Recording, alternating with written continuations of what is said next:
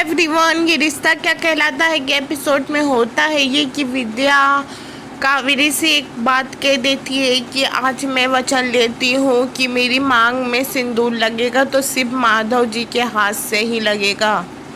तो विद्या कावेरी के सामने अपनी झोली फैला के बोलती है कि माशा एक आप ही हो जो माधव जी को घर ला सकती हो।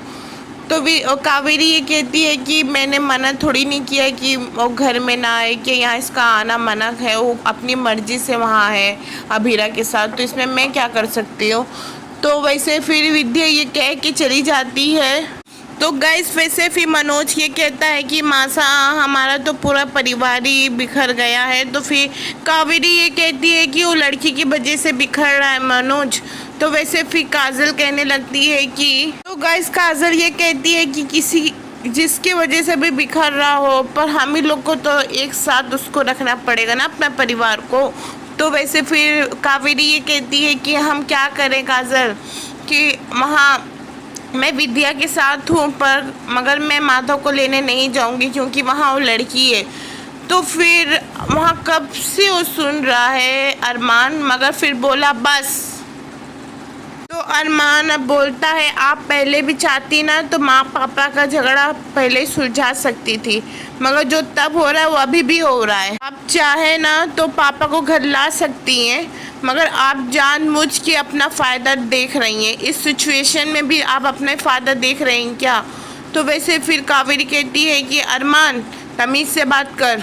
तो अरमान ये कहता है कि वो आपको मदद करनी है या नहीं करनी वो आपकी मर्जी, और इधर आप जिद पड़ी अड़ी हैं, उधर मेरे पापा जिद पे अड़े हैं, मगर जीतेगा तो मेरी माँ का प्यार ही जीतेगा।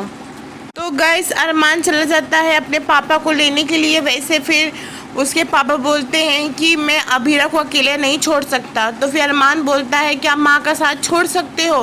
पापा मैं अभीरा का तुम साथ दे रहे हो उसके लिए मैं हमेशा एहसानमंद रहूँगा, मगर आप माँ के साथ बिल्कुल गलत कर रहे हो। अरमान के पापा बोलते हैं कि विद्या भी तो आ सकती थी ना मुझसे मिलने के लिए। तो अरमान ये कहता है जब उसने कोई गलती किया ही नहीं तो तुमसे मिलने क्यों आए। तो बोले गलती नहीं किया माना, मगर है ना अपना रिश्ता बचाने के लिए तो आ सकती थी ना। तो अरमान कहता है कि चलो ठीक है वो नहीं आए पर आप तो अपना रिश्ता बचा लो ना, आप जाके वहाँ मिल लो ना।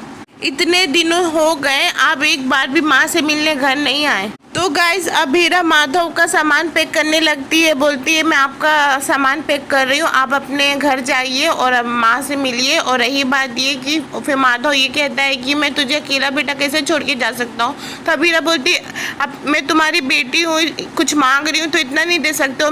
मुझे ये नहीं पसंद है कि मेरे वजह से आपकी शादी में कोई परेशानी आई।